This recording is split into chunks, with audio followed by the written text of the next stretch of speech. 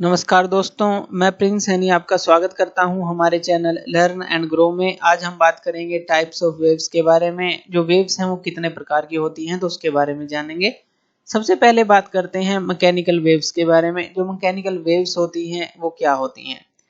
ये प्रोपेगेट करती हैं मटेरियल मीडियम में, तो उनको मैकेनिकल वेव्स या फिर इलास्टिक वेव्स भी बोला जाता है। यानी कि इनके लिए मटेरियल मीडियम रिक्वायर्ड होता है। जैसे कि अगर वाटर सरफेस के ऊपर कोई आप पत्थर फेंकते हैं तो वहां पर जो वेव्स प्रोड्यूस होती हैं, जैसे मान लीजिए ये वाटर सरफेस है, आपने पत्थर फेंका तो इस तरह से जो वेव्स हैं पौंड के तरफ आने की कोशिश करती हैं, जो पौंड के किनारे हैं उनकी तरफ आने की कोशिश करती हैं। तो ये जो है हमारी एक तरह की वाटर के अंदर जो वेव्स प्रोड्यूस होती हैं मैकेनिकल वेव्स हैं, क्योंकि इनके लिए वाटर की रिक्वायरमेंट है। वाटर के जो पार्टिकल्स हैं उनके थ्रू ही जो है ये वेव्स बनती हैं।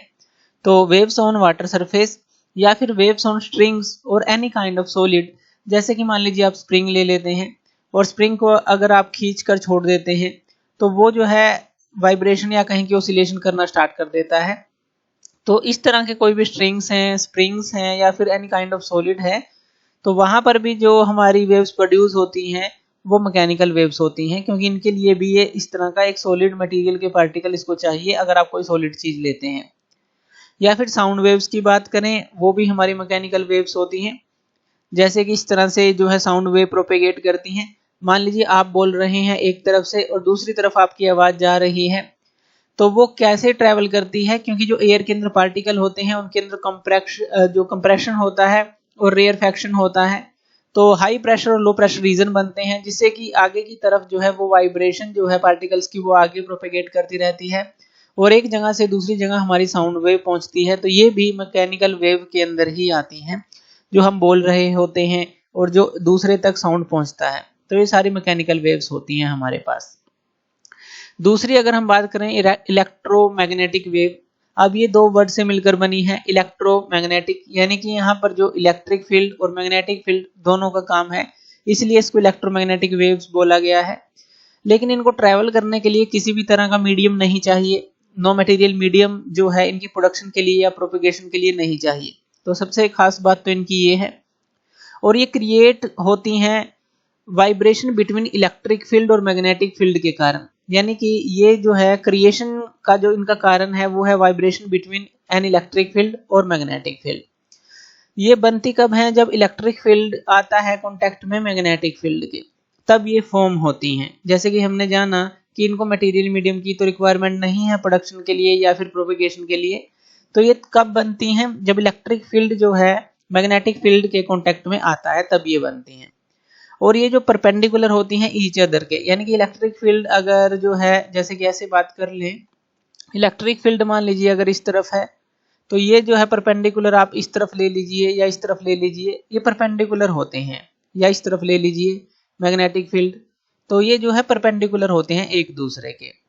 तो परपेंडिकुलर टू ईच अदर है और also perpendicular to the direction of EM wave. यानी कि मान लीजिए ये डायरेक्शन है, जो वेव का ट्रेवल की डायरेक्शन है, ये इलेक्ट्रिक फील्ड है, ये मैग्नेटिक फील्ड है, यानी कि म्यूचुअली परपेंडिकुलर होंगे तीनों ही।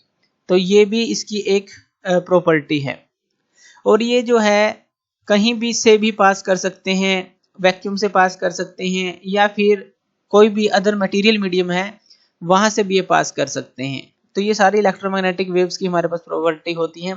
जैसे कि विजिबल लाइट हो गया, अल्ट्रावायलेट लाइट हो गया, जो सन से हमारे पास लाइट आती है तो स्पेस में हमें पता है वैक्यूम है, वहां से भी ट्रेवल करके आती है और फिर जो है आगे भी पास करती रहती है जो अर्थ का एटमॉस्फेयर है। तो ये जो है किसी भी थ्रू पास कर सकती है, किसी चीज में से, वैक्यूम में से या अदर मटेरियल मीडियम से, क्योंकि ना तो इसको जो है प्रोपेगेशन करने के लिए कोई मीडियम चाहिए और ना इनको प्रोडक्शन के लिए कोई मीडियम चाहिए।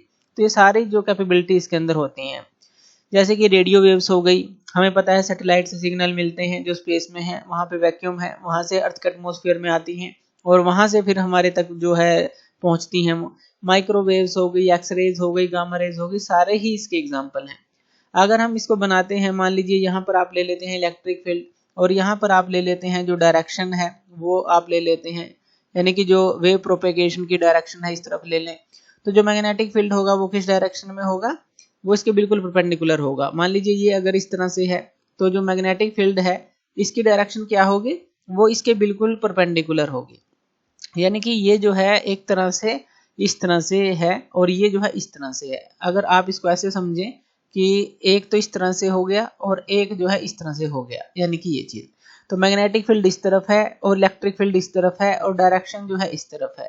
तो यानी कि तीनों को ही देखें अगर हम, ये म्यूचुअली परपेंडिकुलर हैं एक दूसरे के। तो इस तरह से जो है इसकी ये प्रॉपर्टीज होती हैं। तो ये होती है हमारी इलेक्ट्रोमैग्नेटिक वेव, जिसको EM वेव के नाम से भी आप जानते हैं। तीसरी जो वेव होती है मैटर वेव होती है। ये हमारी क्वांटम जो फिजिक्स है एक तरह से, वहां पर आप इसको पढ़ते हैं। क्वांटम मैकेनिक्स है जो, वहां पर आप इसको पढ़ते हैं, वहां पर इसका ज्यादा यूज है। तो मैटर वेव है क्या?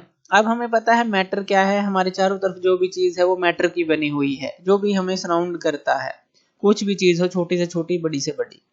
तो जब वो मैटर जो है, जब वो ट्रेवल करे, तो वो जो है एक तरह से मैटर के अंदर दो तरह की प्रॉपर्टी आ जाती हैं, दो कैरेक्टरिस्टिक्स उसके अंदर आ जाती हैं। अगर वो रेस्ट पे है तो एज ए पार्टिकल काम करता है, एज ए पार्टिकल रिएक्ट करता है। जब वो चलता है एज ए वेव की तरह काम करता है। तो इस तरह से आप कह सकते हैं ड्यूल कैरेक्टरिस्टिक्स होती हैं मैटर के अंदर। तो मैटर वेव्स क्या हो गई? जब मैटर चलता है उससे जुड़ी, जब वो एक वेव की तरह काम करता है तो उसको मैटर वेव बोल देते हैं। ये जो वेव्स होती हैं वो जुड़ी होती हैं मूविंग पार्टिकल्स ऑफ मैटर के साथ, यानी कि जब पार्टिकल जो है मैटर का मूव करता है तो उससे ये जुड़ी होती हैं। और ये सेंट्रल पार्ट की तरह काम करती है थ्योरी ऑफ क्वांटम मैकेनिक्स, यानी कि जो क्वांटम मैकेनिक्स है इसी के ऊपर सारी बेस होती है। इसी के ऊपर बेस, यानी कि जो छोटे छोटे हमारे सूक्ष्म पार्टिकल हैं, इलेक्ट्रॉन, प्रोटॉन, न्यूट्रॉन, इस तरह से जो भी पार्टिकल है।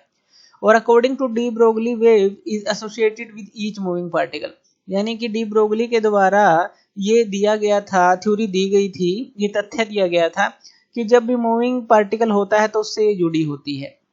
तो उन्होंने ये कहा था जैसे कि इलेक्ट्रॉन्स हो गया, जब वो मूव करेगा तो उससे जो जुड़ी होगी वो एक तरह से मैटर वेव आप बोलेंगे।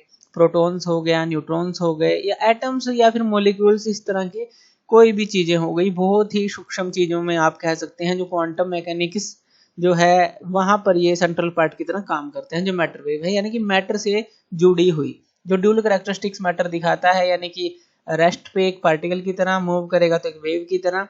तो इस तरह की सारी चीजें जो है क्वांटम मैकेनिक्स के अंदर आती हैं। ज्यादा जो है इसके बारे में हमें ब्रीफ पढ़ने की जरूरत नहीं, लेकिन हमें पता होना चाहिए कि मैटर वेव होती क्या है, जो मैटर से जुड़ी हुई होती हैं, जो पार्टिकल मूव करता है उससे जुड़ी हुई होती हैं, उनको मैटर वेव बोला जाता है। तो थैंक यू वीडियो देखने के लिए, और इसी तरह की वीडियोस के लिए आप हमारे चैनल लर्न एंड ग्रो पे हमें सब्सक्राइब कर सकते हैं। धन्यवाद।